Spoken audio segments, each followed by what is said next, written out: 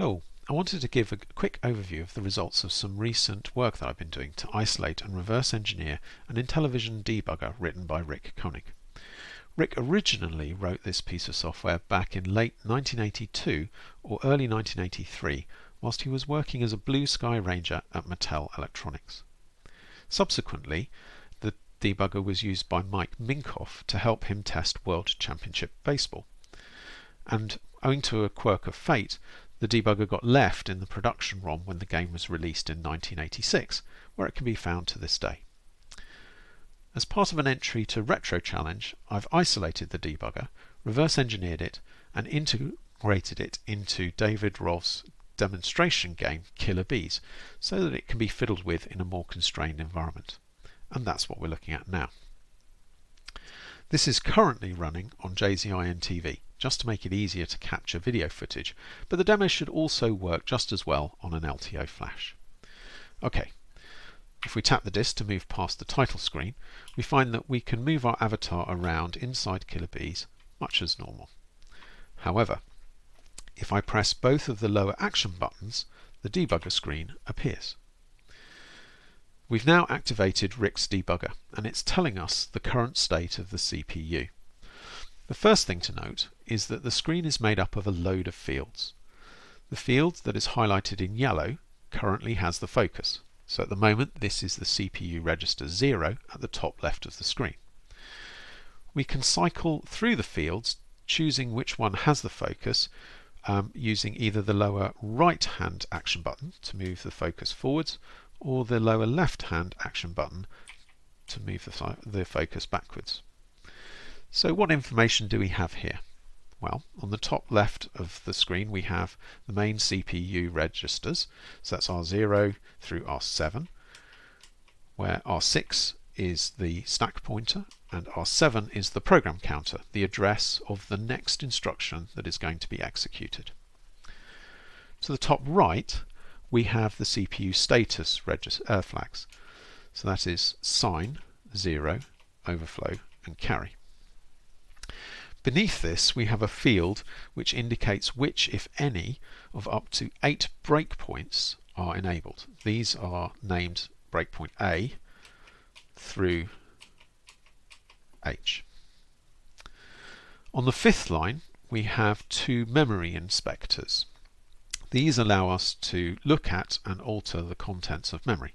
So at the moment the first memory inspector is suggesting that address hex 5000 has the value 3 in it, and the second memory inspector is suggesting that address 6000 has value FF in it. We can't interact with the sixth line at all. What it is indicating is the next instruction that's going to be executed. So the debugger is reading the current value of R7, the program counter, the value 5066 hex in this case, and it has found that that memory location contains the value 283. It's then interpreting the value 283 and suggesting that it will be a move command that will load the value 32A into register R3. So what can we do with the debugger? Well, as well as looking at the state of registers and the memory, we can also change them. So using the 7 key on the right hand controller we can increment the value of any field. Using the 9 key on the right hand controller we can decrement the value of any field. We can also set the value of any field to 0 using the 8 key on the right hand controller. It's also possible to enter specific hex values into any field. So if we use the keys 0 through 9 on the left hand controller we can enter numbers from 0 to 9, and then if we use the keys 1 through 6 on the right hand controller we can enter values A through F. I'll just put that back to its original value. There we go. We can also do a similar thing with the state of memory. So if I change the first memory inspector to look at address 200, here I'm using the left-hand controller to enter the values directly, we can now see that the memory inspector is suggesting that the value stored there currently is 0. Now, address 200 hex is the first character on screen, the top left-hand character on screen. So if I inject the value 9 into that location, we'll see that immediately the top left-hand character has been changed to be a blue exclamation mark. Now you might be wondering what the difference is between the first and second memory inspector, and there don't seem to be any differences at all. So if I now move across to the second memory inspector and set its address to 200 also, we can see that it has correctly read the value 9 from the top left hand location. And if I now also inject the value 2, so make the total value 92, we can see that the blue exclamation mark has immediately changed to a red number 2. And also the first memory inspector, the value that's seen at address 200 has been updated to correctly reflect this change. Other things that we can do inside the debugger are things like single-stepping instructions, to run one instruction at a time and see what its impact is. And to do that, we use any of the top action buttons on controllers. So we can step through run instructions and see their impact.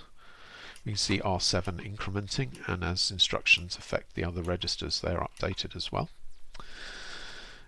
We can also request that the debugger traces instructions, so that's running them in this mode but continuously, and to do that we use Enter on the right hand controller. As you can see, it's a bit of a flickery old affair when it does this. This is a necessary. The flicker is necessary for things to work correctly when reading and writing to the screen. We can interrupt instruction tracing again by pressing both bottom action buttons. We get back to interactive mode. We can release control to the game and just let it run as per normal, and to do that we press the 0 key on the right hand controller. There we go, we're back at the game, and we can move our avatar around as before. And as you can see, the memory change that we have made is retained. So if we go back to the debugger, again with both lower action buttons, we can see what the underlying screen would look like if we wanted to, just by pressing the disk and holding it down. And releasing it again gets us back to the debugger. If we have any breakpoints embedded within the game, we can set those up to run, so that we can run to a particular breakpoint. So I have one breakpoint configured, which is breakpoint A. So currently it has been disabled, so I will increment the value in the field to enable it, and now I'm deliberately going to move away from the breakpoint field, and you'll see the reason for that in just a moment. So having enabled a particular breakpoint, we can then instruct the debugger to run until a breakpoint is hit, and to do that we use the clear button on the right hand controller, and control reverts to the game. Now breakpoint A is configured to be triggered whenever I touch the B's with my avatar. So if I come up here, there we go. So breakpoint A has been triggered, and you will notice now that the field that currently has the focus is the breakpoint field, and it indicates that breakpoint A has been triggered. So that's the reason that we have fallen into the debugger rather than anything else. And obviously, having triggered the debugger, from here we can inspect and change both the CPU state and memory state as we want. Now, there are some other interesting features of the debugger. So, for example, you'll notice here that the next instruction that is going to be executed is an immediate move instruction. So it's going to move the value 808 into register R4. The fact that there are two pound signs in front of the 808 value indicate that actually this is a double data or an SDBD instruction. So it's indicating that this is a compound instruction that's being executed, which is quite nice. And we can do other things like tracing to the end of the current subroutine, or indeed to the next non-exec instructions. That's the next instruction that's genuinely part of game code rather than part of the Intellivision's operating system. However, I think that gives a brief and reasonable overview of the main features of Rick's debugger. I'll include a link in the description to my Retro Challenge blog and to an Atari Age thread where you can download both this demo and a more thorough description of Rick's debugger. In the meantime, thanks for watching.